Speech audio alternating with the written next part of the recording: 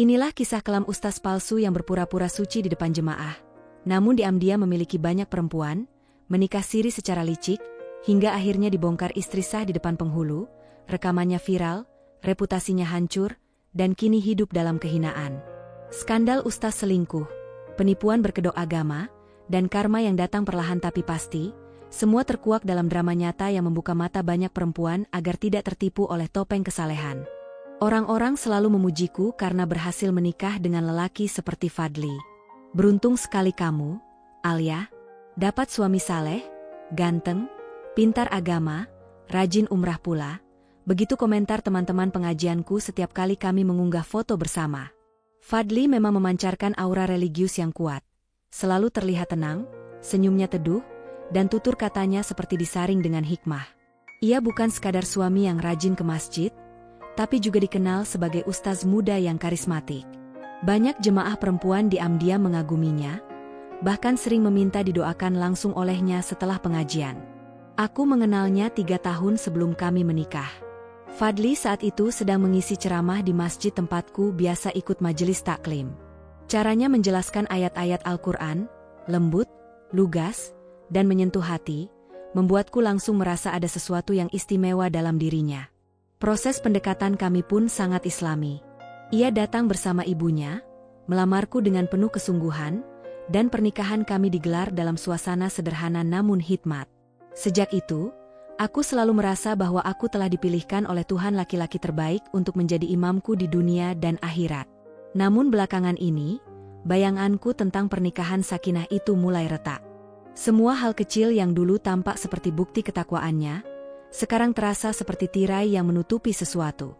Fadly semakin sering tidak pulang, atau jika pulang, selalu setelah tengah malam. Ia berdalih bahwa ia harus menghadiri pertemuan dakwah, membimbing jemaah, atau membantu teman yang punya masalah rumah tangga. Tapi yang membuatku resah bukan hanya frekuensi ia meninggalkan rumah, melainkan sikapnya yang mulai berubah, tertutup, dingin, dan seperti menyembunyikan sesuatu dariku. Dulu, kami selalu berbincang setiap malam, meski hanya tentang hal-hal sepele, isi ceramahnya, kelucuan anak-anak di masjid, atau rencana masa depan. Kini, bahkan sapaan, "Apa kabar hari ini?" pun seperti sesuatu yang terlalu berat baginya. Ia lebih sering menunduk, menatap ponselnya, atau sekadar berkata singkat, "Capek, nanti kita ngobrol lagi." Ponsel itu menjadi titik balik kecurigaanku. Fadly mulai menyembunyikannya dari pandanganku. Dulu ia sering meninggalkannya sembarangan di meja makan atau kasur, tanpa khawatir aku membukanya.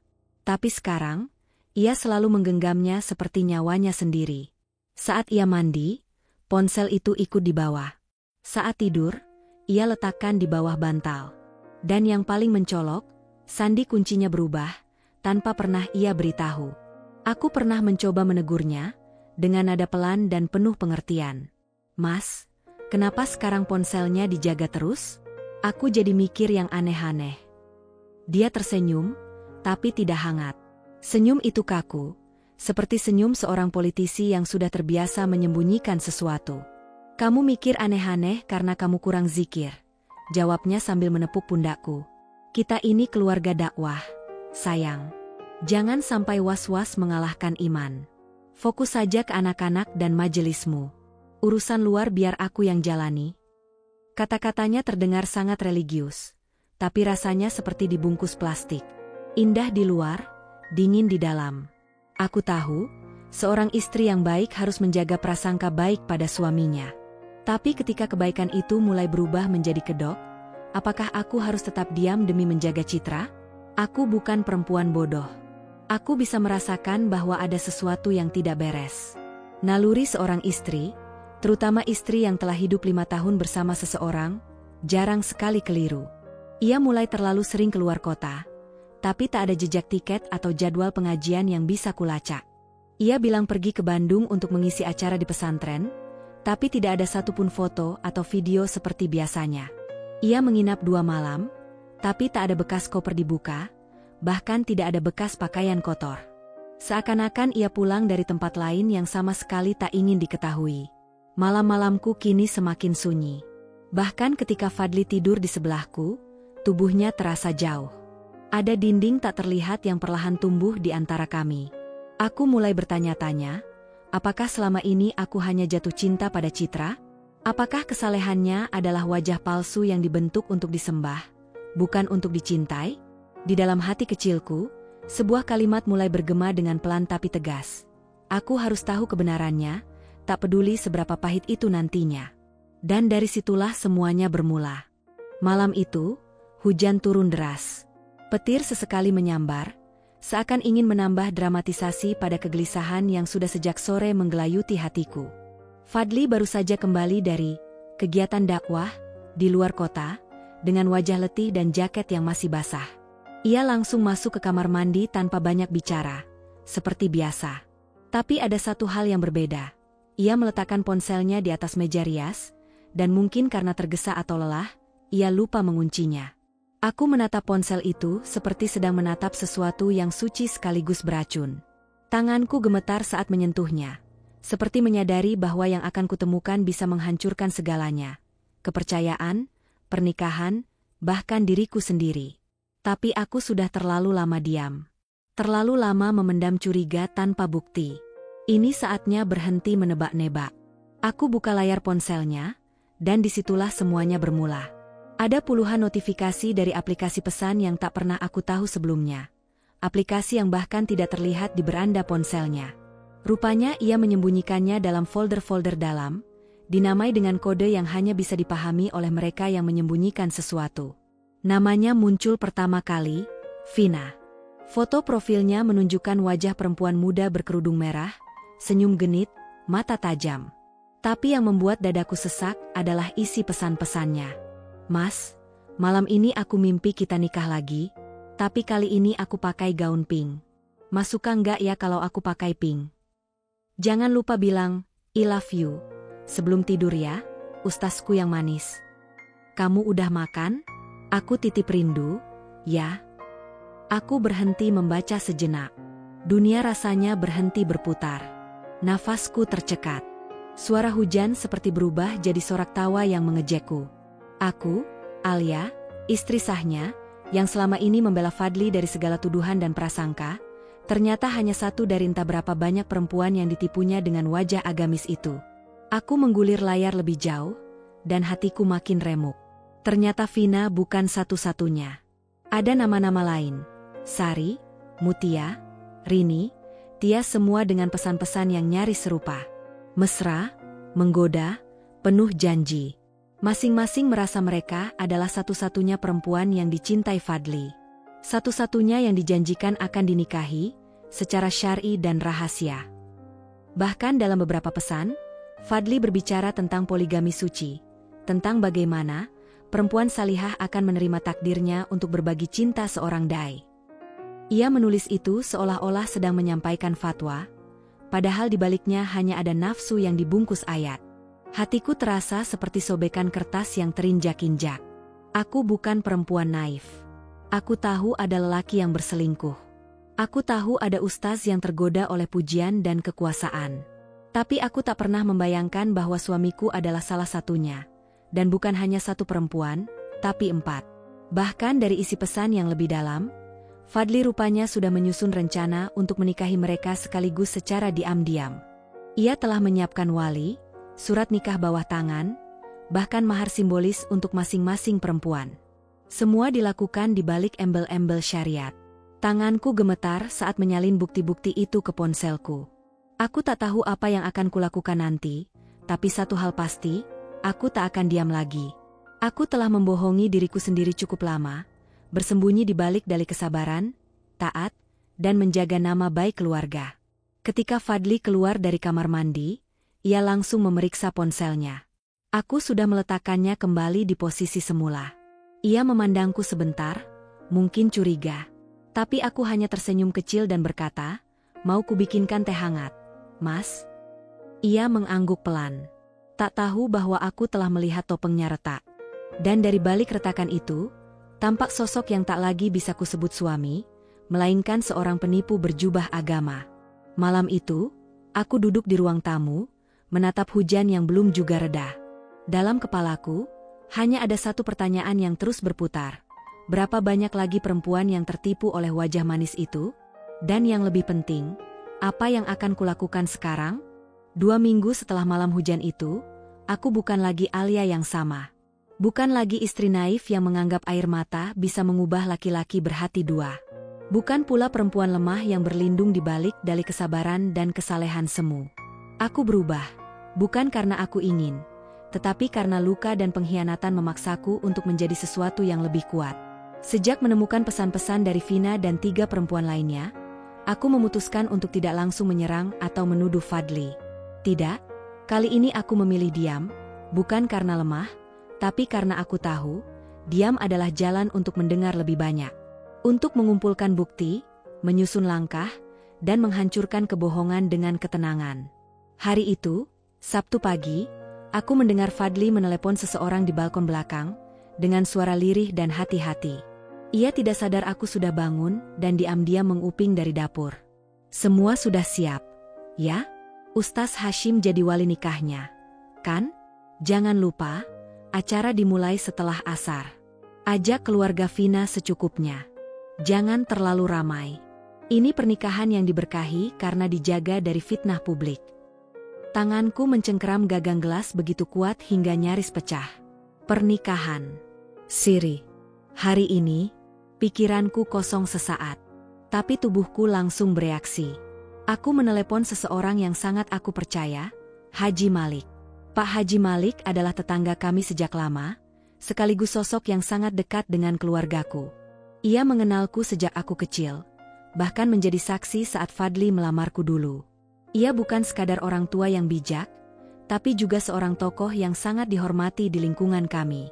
Saat aku meneleponnya pagi itu, suaraku bergetar, tapi nadaku tegas. Pak Haji, saya minta tolong ikut saya ke sebuah tempat nanti sore.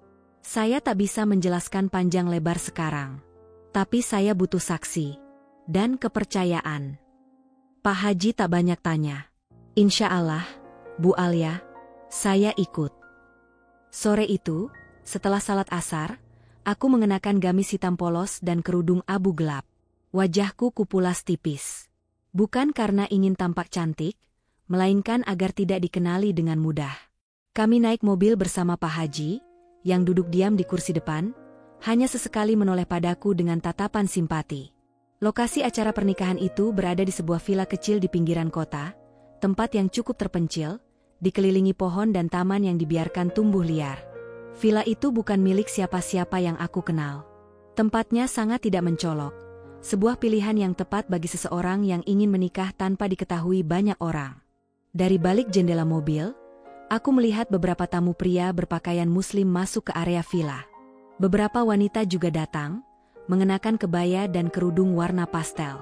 Suasananya tenang, seolah-olah semua yang hadir memahami bahwa ini bukan pernikahan biasa, melainkan sesuatu yang harus dijaga diam-diam. Aku dan Pak Haji turun dengan tenang. Kami menyelinap lewat sisi kiri bangunan, masuk melalui pintu dapur yang terbuka sedikit. Tak seorang pun memeriksa kami. Di dalam, terdengar lantunan doa-doa dan bacaan ijab kabul. Aku berdiri di balik tirai ruang utama.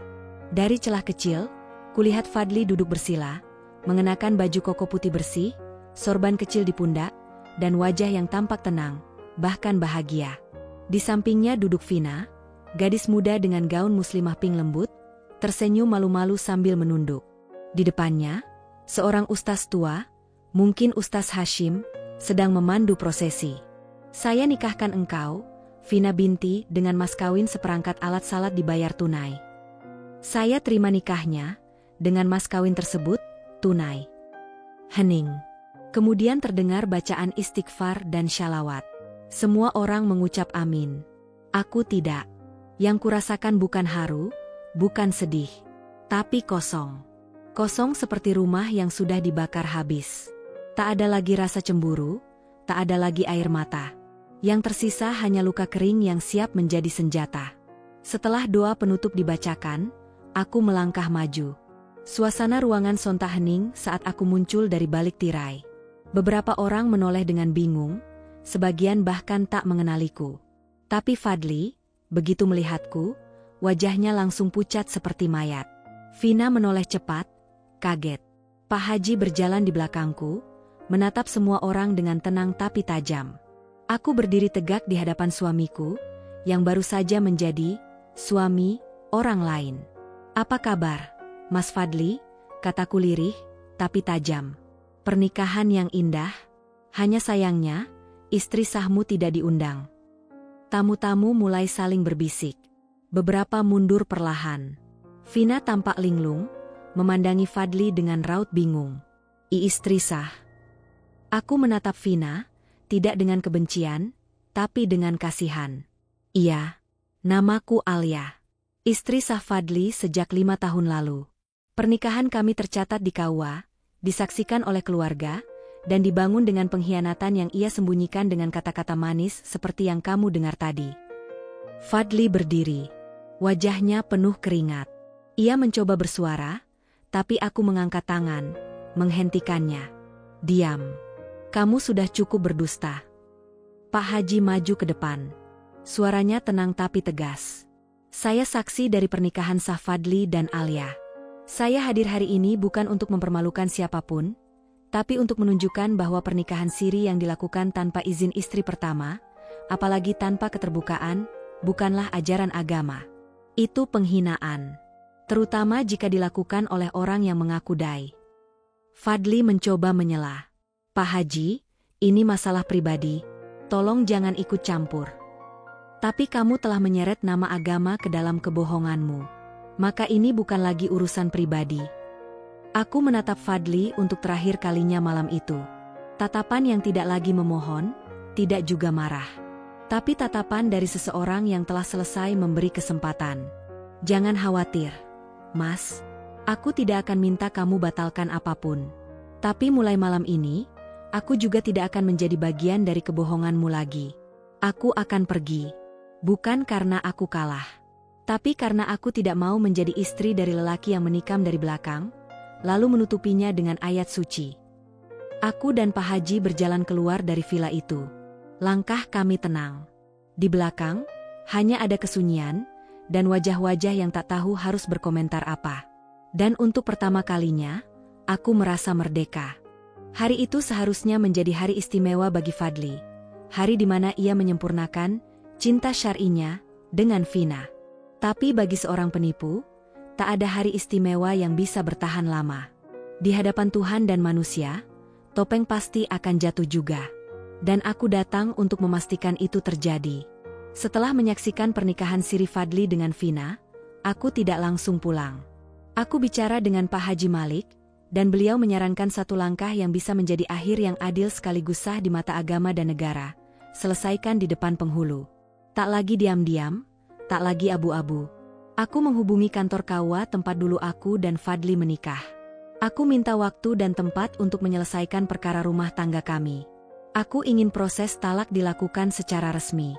Jelas. Terbuka. Dan jika Fadli memang seorang lelaki sejati seperti yang selalu ia tunjukkan dalam ceramah-ceramahnya, ia tidak akan lari dari itu. 2 hari kemudian, kami duduk dalam satu ruangan kecil di kantor KUA. Ruangannya sederhana. Dinding berwarna krem, kipas angin berputar pelan di langit-langit, dan sebuah meja kayu dengan Al-Quran di atasnya. Di belakang meja, duduk seorang penghulu muda dengan wajah tenang, ditemani 2 saksi laki-laki dari pihak KUA. Di sisi lain, Pak Haji Malik duduk di sampingku sebagai pendamping, sementara Fadli datang sendiri, tanpa Vina, tanpa siapapun. Ia datang terlambat 20 menit. Wajahnya lebih tirus dari terakhir kali kulihat. Mungkin ia berharap aku akan mengurungkan niat. Atau mungkin ia pikir aku akan memelas untuk tetap dipertahankan. Tapi yang ada di hadapannya hari itu bukan Alia yang dulu. Bukan perempuan yang pernah mengaguminya sebagai imam, melainkan perempuan yang telah dipaksa belajar pahitnya kebenaran. Penghulu membuka pertemuan dengan membaca basmalah. Kemudian ia berkata, "Saudara Fadli dan Ibu Alia, kami di sini bukan untuk menghakimi. Kami hadir agar setiap persoalan rumah tangga bisa diselesaikan secara bijak dan sesuai syariat. Tapi jika talak yang diminta, maka kami akan memfasilitasi dengan adil." Aku angkat tangan, meminta bicara lebih dulu. "Maaf, Pak Penghulu. Sebelum kami bicara soal talak, izinkan saya mengungkap beberapa hal yang selama ini ditutupi suami saya." Fadli terlihat tidak nyaman. Tubuhnya menggeliat, dan tangannya bermain-main dengan tasbih kecil yang selalu ia bawa. Aku berdiri. Suaraku tegas. Tidak bergetar. Bahkan ketika menatap matanya langsung. Nama saya Alia. Saya istri Sah Fadli sejak 5 tahun lalu. Dan selama 5 tahun itu pula saya dibohongi dengan cara yang sangat halus. Dibungkus dengan ayat-ayat suci, dibungkus dengan penampilan agamis, dan diselimuti dalih dakwah. Tapi yang sebenarnya terjadi, saya hidup dengan lelaki yang menjadikan agama sebagai topeng untuk memuaskan hawa nafsunya sendiri. Penghulu terdiam. Saksi-saksi menunduk. Fadli menatap ke arah jendela. Pak Penghulu, lanjutku, suami saya telah menikahi perempuan lain secara siri. Tidak hanya satu, tapi ia memiliki rencana menikahi 4 perempuan secara diam-diam. Ia menggunakan poligami sebagai pembenaran, tapi tidak pernah membicarakan satupun dari rencananya kepada saya. Ia berbohong, berselingkuh, menyembunyikan ponsel, menyusun kebohongan berlapis dengan dalih, perjalanan dakwah, yang ternyata hanyalah kunjungan ke pelukan perempuan-perempuan lain. Aku mengeluarkan ponsel, menampilkan tangkapan layar percakapan Fadli dengan Vina, Sari, Mutia, dan Tia. Aku serahkan bukti itu kepada penghulu. Ini isi percakapan mereka. Saya tak ingin membacakan semuanya, karena saya tidak ingin mempermalukan lebih dari yang sudah terjadi. Tapi ini cukup membuktikan bahwa suami saya telah menyalahgunakan kedudukannya sebagai ustaz, membungkus zina emosional dan niat buruknya dengan syariat, dan mempermainkan perempuan-perempuan polos yang ia tipu dengan janji-janji surgawi. Fadli membuka mulutnya, mencoba bicara. Alia, kamu mempermalukan aku di depan. Aku mengangkat tangan. Aku tidak mempermalukan siapapun, Fadli. Kamu yang mempermalukan dirimu sendiri. Aku hanya membongkarnya. Dan aku tidak melakukannya karena benci. Aku melakukannya karena aku tak ingin perempuan lain menjadi korban berikutnya dari topengmu. Pak Haji Malik angkat bicara dengan tenang. Apa yang dilakukan Alia bukan aib. Ini pembelaan terhadap kehormatan. Aib itu saat kebenaran ditutup, dan kebohongan dibiarkan tumbuh. Penghulu mengangguk pelan. Ia menatap Fadli, lalu berkata dengan suara berat, Saudara Fadli, apakah Anda membenarkan apa yang disampaikan istri Anda? Fadli tertunduk lama. Akhirnya ia bicara, pelan. Saya hilaf. Hilaf tidak dilakukan berkali-kali dengan sadar dan sistematis. Jawabku cepat. Penghulu menatapku. Ibu Alia, apakah Anda tetap menginginkan perceraian? Aku menarik napas panjang. Ya, saya tidak ingin dipimpin oleh lelaki yang mengkhianati kepercayaan. Saya ingin bebas dari kebohongan. Saya ingin anak-anak saya tahu bahwa ibunya tidak tunduk pada penindasan berkedok agama. Dan saya ingin perceraian ini menjadi pengingat bahwa status ustaz bukanlah jaminan akhlak, jika iman hanya dijadikan alat untuk menundukkan, bukan membimbing. Hening panjang memenuhi ruangan. Penghulu menuliskan sesuatu di atas kertas. Ia mengangguk pada 2 saksi, lalu kembali menatap kami. Dengan kesepakatan sepihak dari pihak istri, dan pengakuan dari pihak suami, serta terpenuhinya syarat dan rukun talak, maka kami sahkan perceraian antara Fadli dan Alia. Terhitung sejak hari ini. Tanganku gemetar, tapi bukan karena sedih. Rasanya seperti lepas dari beban bertahun-tahun. Fadli hanya menunduk, tidak berkata apa-apa. Untuk pertama kalinya, ia kehilangan kata-kata yang biasanya mengalir dengan lancar dalam setiap ceramahnya. Saat aku berdiri dan bersiap meninggalkan ruangan, aku menoleh padanya. Jangan takut kehilangan aku, Fadli. Tak ada yang hilang dari laki-laki yang kehilangan kejujuran, kecuali topengnya sendiri. Dan dengan langkah pasti, aku keluar dari ruangan itu. Di luar, langit mendung. Tapi aku tahu, hujan yang akan turun kali ini bukan pertanda duka, melainkan pembersihan. Pembersihan atas nama harga diri, keadilan, dan kebenaran. Aib, seperti bau busuk, tak bisa lama-lama disembunyikan. Apalagi jika aib itu milik seseorang yang selama ini berdiri paling depan di mimbar, menunjuk-nunjuk dosa orang lain, mengajak bertaubat, sambil menyimpan borok sendiri di balik gamis bersih dan sorban rapi. Itulah yang terjadi pada Fadli. Butuh waktu kurang dari seminggu setelah proses talak resmi di KUA. Hanya seminggu, untuk menghancurkan reputasi yang ia bangun selama bertahun-tahun. Dan yang menghancurkannya bukan siapa-siapa, tapi dirinya sendiri. Aku hanya membuka tabirnya, masyarakat yang menarik kesimpulan. Seseorang merekam sebagian momen saat aku membongkar semua kebohongan Fadly di depan penghulu. Tidak jelas siapa yang merekam, tapi videonya menyebar cepat di media sosial. Awalnya hanya di grup ibu-ibu pengajian, lalu berpindah ke grup kajian nasional, lalu muncul di TikTok, Instagram, dan Twitter. Klip berdurasi 3 menit itu menjadi viral, dengan judul yang terus-menerus dibagikan. Istri Ustaz bongkar perselingkuhan di depan penghulu, menikahi 4 wanita diam-diam. Wajah Fadly yang biasanya tenang dan menyejukkan, dalam video itu tampak seperti lelaki biasa yang ketakutan dan kalah. Sementara suaraku, yang selama ini hanya terdengar lembut di rumah, menggema tegas saat menyebut satu persatu nama perempuan yang ia tipu. Komentar bermunculan. Masya Allah, ternyata selama ini cuma citra. Pantas ceramahnya makin aneh akhir-akhir ini, banyak ngeles. Respect untuk istrinya. Tegas, tidak menjerit, tidak histeris. Tapi dalam itu, terasa menyayat. Tak lama, akun Instagram Fadly yang dulu dipenuhi konten dakwah dan pujian dari pengikutnya mulai sepi. Bahkan lebih dari itu, komentar negatif membanjir. Banyak yang menuduhnya menjadikan agama sebagai alat manipulasi. Beberapa ustaz senior bahkan secara tidak langsung menyindirnya dalam ceramah mereka. Jangan percaya semua yang berceramah itu suci. Lidah bisa berkata, tapi perilaku tak bisa selamanya disembunyikan, kata seorang dai terkenal di televisi, yang juga sempat mengundang Fadly dalam programnya beberapa bulan lalu. Grup-grup WhatsApp mulai ramai.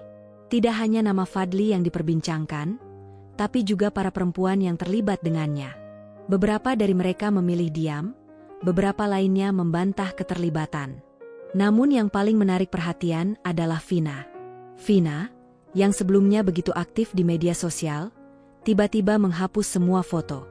Bio Instagramnya yang tadinya bertuliskan, "Menanti surga dalam sunyi," berubah menjadi kosong. Ada rumor bahwa keluarganya merasa dipermalukan dan menarik diri dari publik. Vina sendiri sempat menulis status di akun Twitternya sebelum menghilang. Kadang kita dibutakan oleh kata-kata manis yang ternyata hanyalah jerat. Sementara itu, aku menjalani hari-hari dengan keheningan yang baru. Bukan lagi sunyi karena ditinggal suami atau dihantui curiga, tapi sunyi yang menenangkan. Banyak orang yang datang padaku, mengirim pesan, menelepon, bahkan datang ke rumah.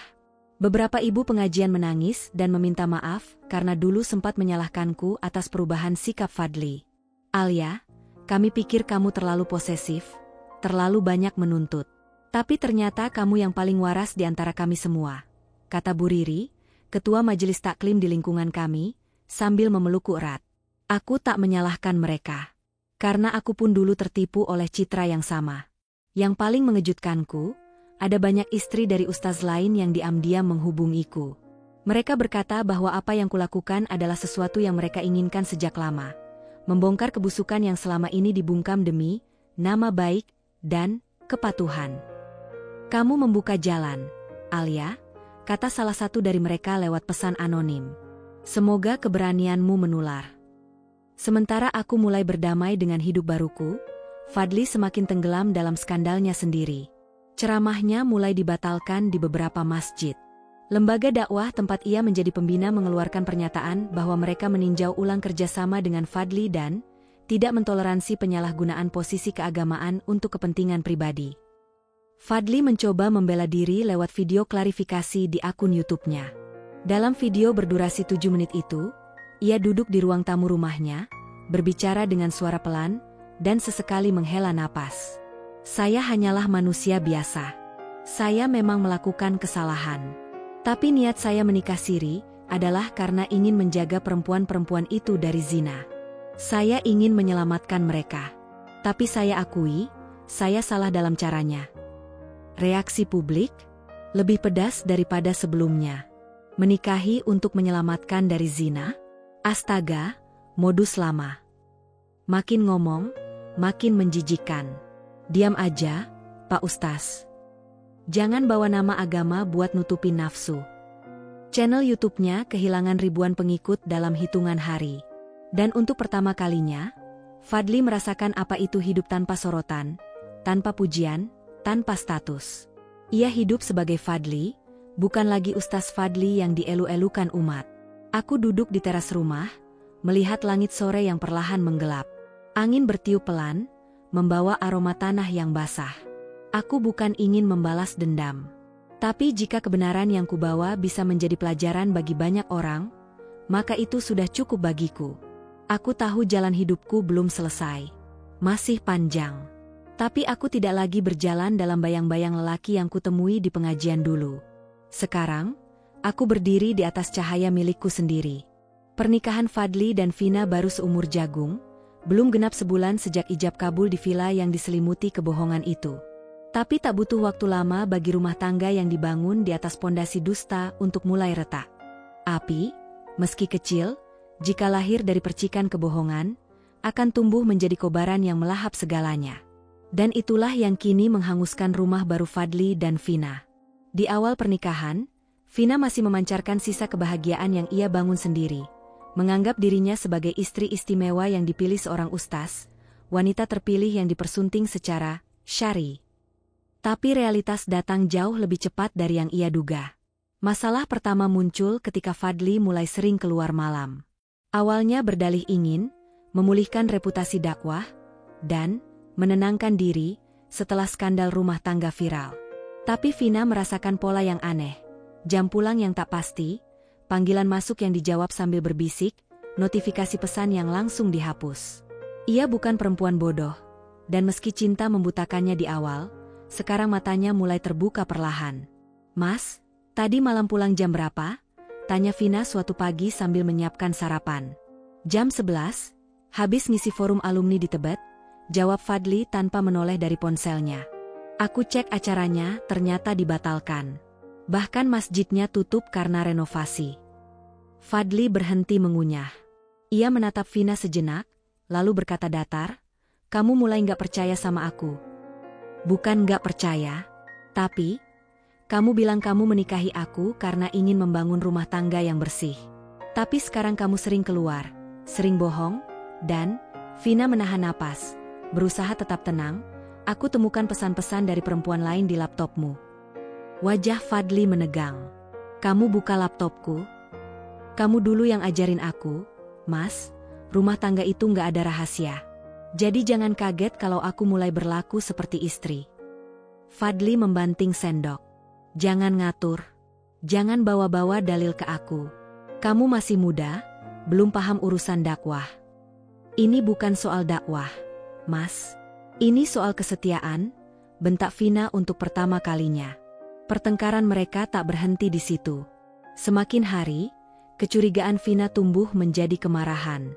Ia mulai diam-diam memeriksa ponsel Fadli saat ia mandi, menemukan riwayat percakapan dengan perempuan-perempuan lain yang disebut Fadli sebagai adik binaan, jamaah konsultasi, atau santri dewasa. Tapi isi pesannya jauh dari batas etika.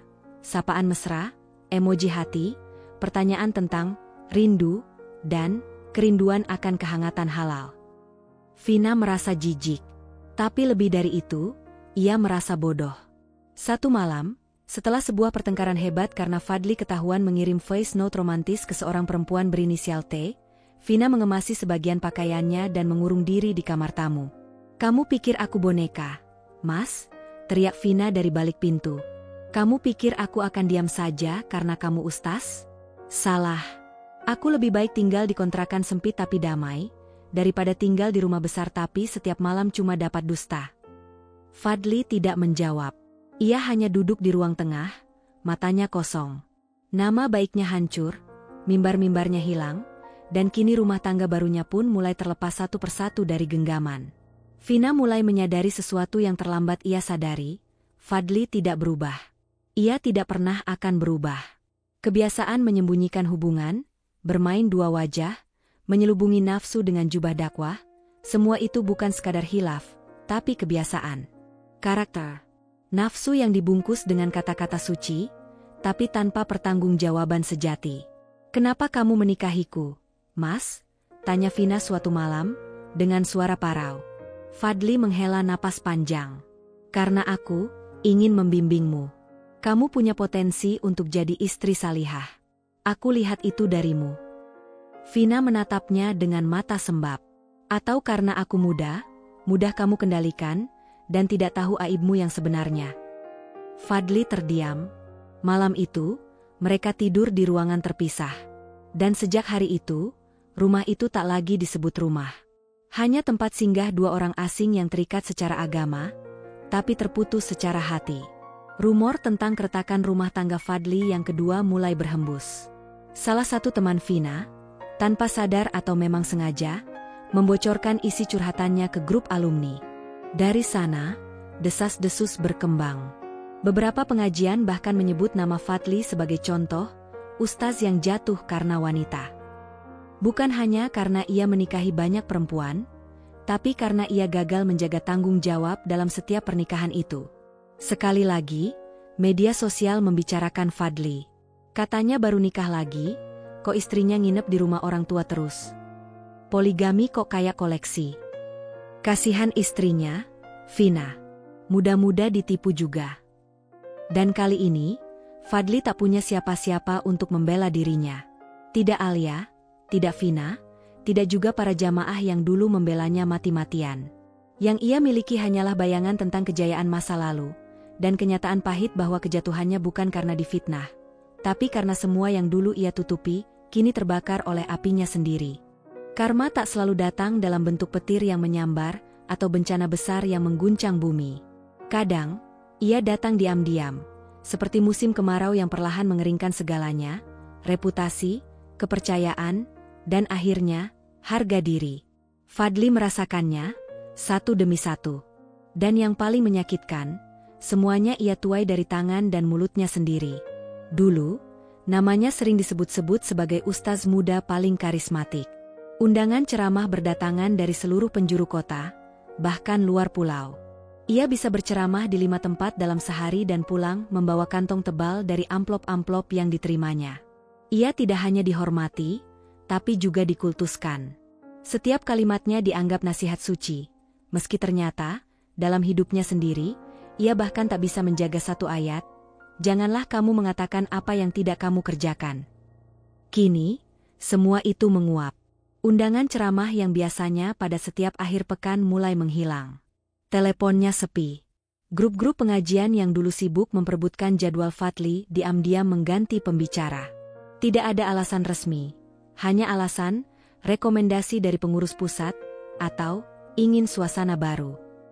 Tapi Fadli tahu, semua orang tahu, mereka tidak ingin diidentikan lagi dengan seseorang yang sudah menjadi simbol kemunafikan. Yang lebih pedih, channel YouTube dan Instagramnya mulai ditinggalkan. Endorsement yang dulu mengalir dari brand busana muslim, buku, dan travel umrah, semuanya memutus kontrak. Beberapa video lamanya yang berisi nasihat rumah tangga, poligami syari, dan menjaga kehormatan, menjadi bahan olok-olok netizen. Komentar-komentar pedas mengalir bak banjir. Omong doang, ustaz nyicil istri tapi gak cicil tanggung jawab. Yang kayak gini harusnya dikasih mimbar sapu, bukan mimbar dakwah. Ini bukan poligami, ini peternakan perempuan. Masalah keuangan mulai menghimpit. Rumah kontrakan yang ia sewa bersama Vina mulai tertunggak. Tagihan listrik dan air menggunung. Ia bahkan kedapatan mencoba meminjam uang dari teman-teman lamanya, teman yang dulu ia pandang sebelah mata karena tak alim dirinya. Tak sedikit yang menolaknya, baik secara halus maupun terang-terangan. "Fadli, aku bantu kamu waktu kamu masih jadi panitia kecil. Sekarang kamu datang cuma karena uang," ujar salah satu sahabat lamanya dengan nada getir. Fadli menunduk. Harga dirinya tergores. Tapi ia tidak bisa menyangkal.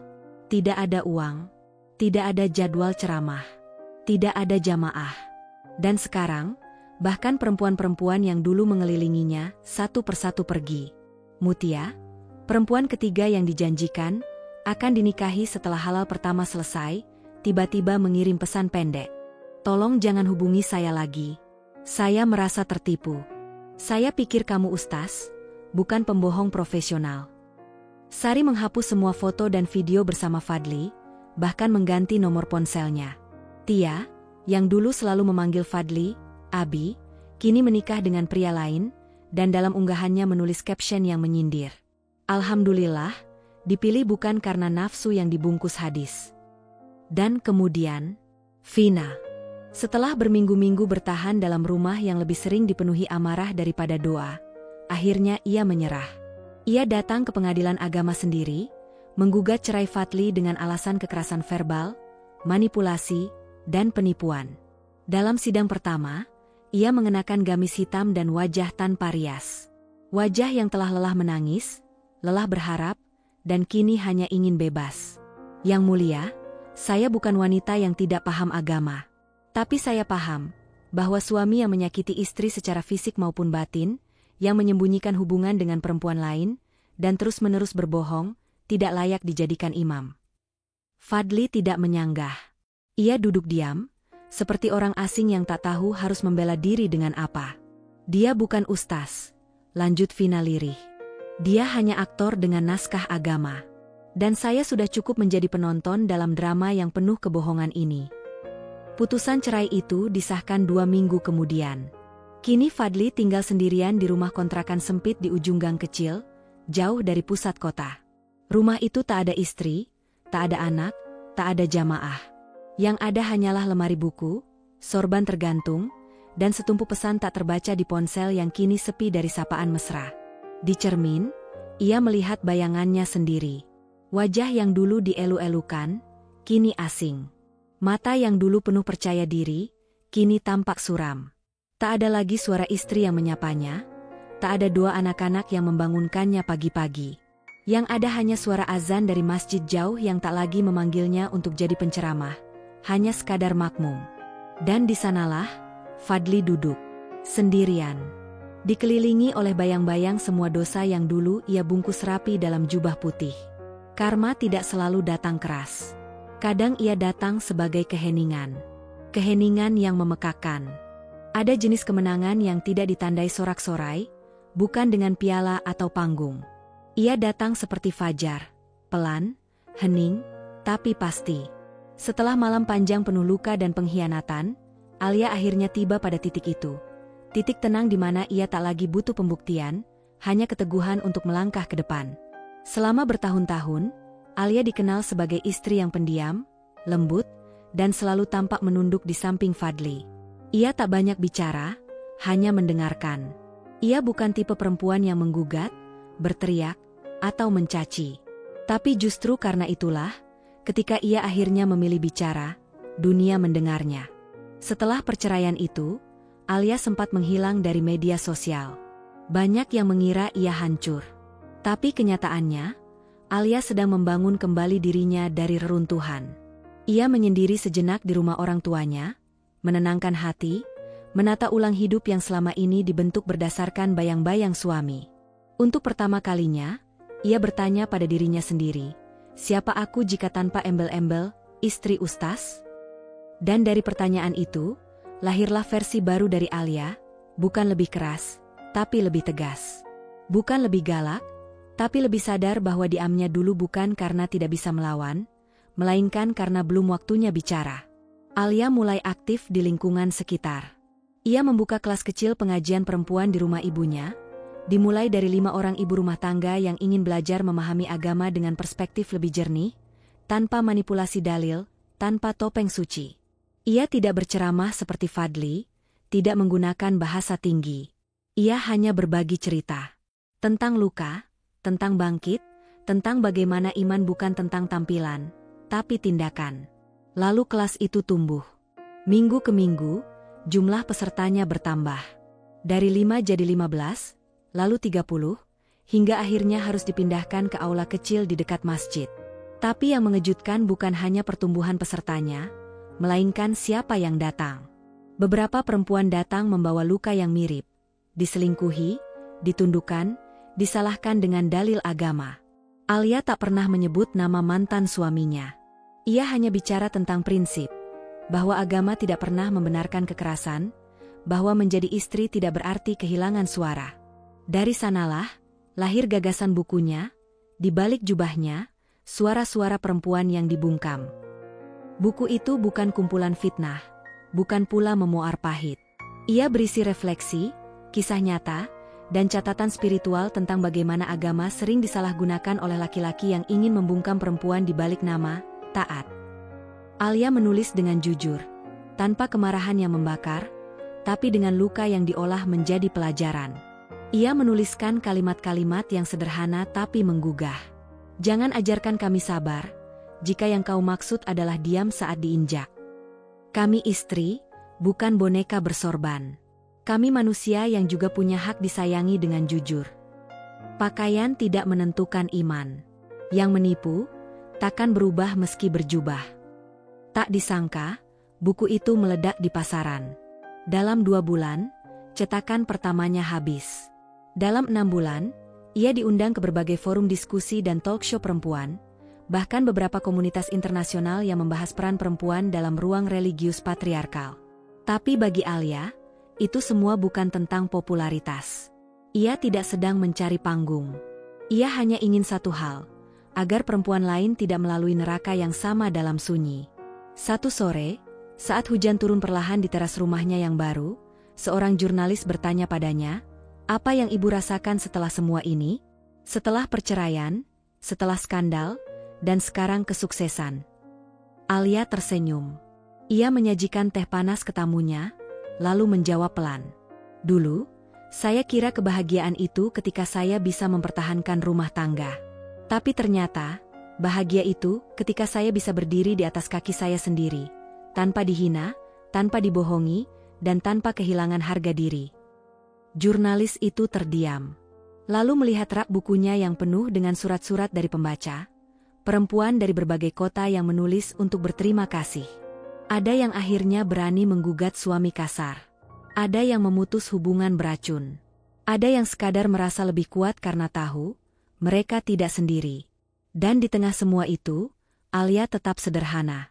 Ia tak pernah menyebut dirinya penceramah. Ia hanya menyebut dirinya, teman sesama perempuan yang pernah salah percaya, tapi tidak salah memilih untuk bangkit. Di sisi lain kota, Fadli sesekali melihat nama Alia di internet. Ia menonton cuplikan-cuplikan wawancaranya, membaca kutipan bukunya. Tapi ia tidak berani mengomentari apapun. Tidak di media, tidak ke publik. Ia tahu, ini bukan hanya tentang balas dendam. Ini tentang cermin. Dan kini semua orang bisa melihat dengan jelas siapa yang berdiri jujur, dan siapa yang selama ini hanya memakai topeng suci. Alia tidak pernah ingin menghancurkan Fadli.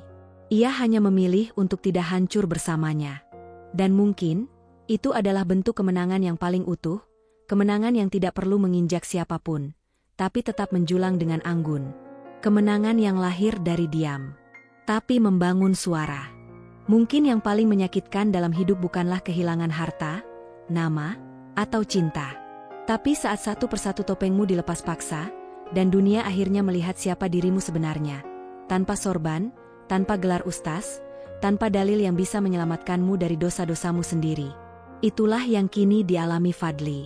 Setelah perceraiannya dengan Alia, lalu Vina, kehidupan Fadli seperti bola salju yang menggelinding turun, semakin cepat, semakin liar, hingga akhirnya menghantam keras dasar jurang yang ia gali sendiri. Semua yang dulu memujanya kini berpaling. Tak ada lagi jamaah yang berebut mencium tangannya, tak ada lagi undangan ceramah, tak ada lagi sambutan hangat dari pengurus masjid. Di masjid tempat ia dulu menjadi imam tetap, posisinya telah digantikan oleh pemuda lulusan pesantren lokal yang tutur katanya lebih lembut dan hidupnya lebih bersih. Bahkan ketika ia mencoba datang kembali untuk sekadar salat berjemaah, beberapa mata memandangnya sinis, dan sebagian lain memilih diam yang menusuk lebih dari caci maki. Pemasukan dari ceramah dan endorsement sirna total. Rekeningnya menipis. Honor terakhir yang ia terima dari ceramah sebulan sebelum skandal meledak, hanya cukup untuk bertahan beberapa minggu. Tabungan yang dulu sempat membumbung tinggi, telah terkuras untuk membayar sewa rumah, biaya hidup, dan, ironisnya, untuk menghidupi gaya hidup berpoligami yang tak pernah benar-benar ia mampu tanggung. Rumah kontrakan tempat ia tinggal bersama Vina kini kosong. Vina pergi tanpa sepatah kata setelah perceraian mereka disahkan. Tak ada pesan, tak ada salam. Yang tersisa hanya lemari pakaian yang terbuka dan gantungan jilbab yang kosong. Seolah keberadaannya pun sudah ingin dilupakan secepat mungkin. Dan itu belum puncaknya. Suatu pagi, Fadli mendapat panggilan dari polisi.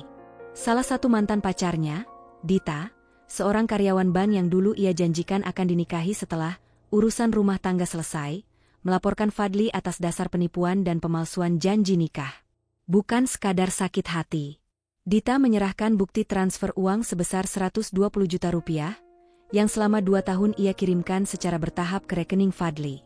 Uang itu, menurut pengakuan Dita, adalah investasi rumah tangga masa depan mereka. Dita bukan perempuan naif.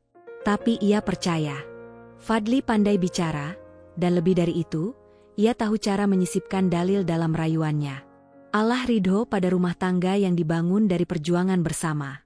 Yang satu beri ilmu, yang satu beri dukungan finansial. Kita pasangan surga, sayang. Itu kutipan salah satu pesan suara yang kini menjadi barang bukti dalam laporan Dita. Fadli hanya bisa terdiam saat diperiksa. Bahkan kuasa hukumnya pun enggan terlalu terlibat, karena reputasi kasus itu sudah terlalu bau. Media mulai mencium aroma skandal baru. Artikel demi artikel bermunculan. Dari mimbar ke meja hijau, kisah ustaz palsu dan uang perempuan. Korban baru muncul, mantan ustaz diperiksa polisi atas dugaan penipuan. Nama Fadli kini menjadi bahan tertawaan. Dari grup WhatsApp Majelis Taklim hingga komunitas pengajian online, semua memperingatkan anggotanya, hati-hati pada ustaz bermulut manis, jangan sampai seperti korban-korban Ustaz F. Hari-hari Fadli kini suram. Ia tinggal di kamar kos sempit di pinggiran kota, dengan dinding tipis dan suara knalpot yang meraung dari jalanan depan. Sajadahnya sudah kusam, dan Al-Quran yang dulu sering ia pamerkan di media sosial kini berdebu di sudut meja. Kadang, ia masih mencoba menghubungi beberapa teman lamanya, minta bantuan, minta kerja, bahkan sekadar ngobrol. Tapi kebanyakan tak menjawab. Beberapa terang-terangan memblokir nomornya. Dan perempuan-perempuan yang dulu berdesak-desakan mengiriminya makanan, hadiah, dan pujian semuanya menghilang. Hanya satu pesan yang datang beberapa minggu lalu, dari nomor tak dikenal.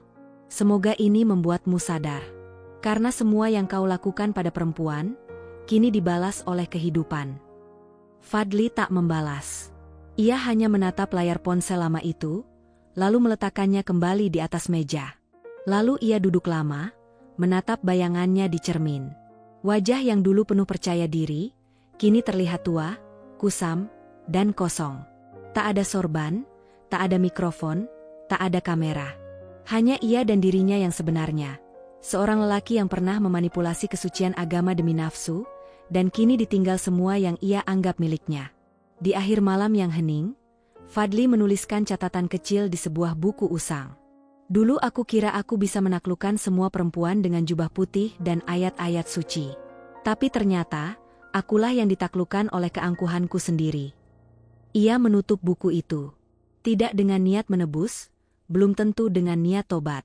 Tapi untuk pertama kalinya, Fadli mulai melihat bahwa semua ini bukan karena kutukan orang lain. Tapi karena dosa-dosa yang dulu ia tanam sendiri. Dan kini, saat semua telah pergi, ia tak lagi bisa menyebut dirinya ustaz. Ia hanya Fadli, lelaki biasa, penuh dosa, tanpa topeng. Hidup memang tidak selalu membalas dengan cepat. Tidak semua luka langsung terbalas. Tidak semua tangis langsung diganti tawa. Tapi waktu punya cara kerja sendiri. Ia diam, sabar, dan adil dalam kesenyapannya. Dan pada akhirnya, yang tertinggal hanyalah cermin, tempat tiap manusia harus menatap dirinya sendiri, tanpa topeng, tanpa pembelaan. Disitulah karma memperlihatkan wajah aslinya. Alia, berdiri di atas puing, tapi tidak runtuh. Pagi itu, Alia menatap matahari dari balkon rumah kecil barunya. Rumah itu sederhana, jauh dari megah, tapi hangat dan hidup.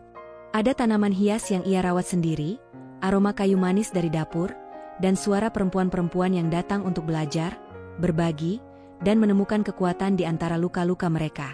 Alia sudah bukan lagi perempuan yang dulu berdiri di belakang Fadli, menunduk dengan sabar, menelan air mata demi mempertahankan citra suami agamis. Kini ia berdiri sendiri, bukan karena kesepian, tapi karena sadar bahwa cinta sejati pertama yang harus ia miliki adalah untuk dirinya sendiri.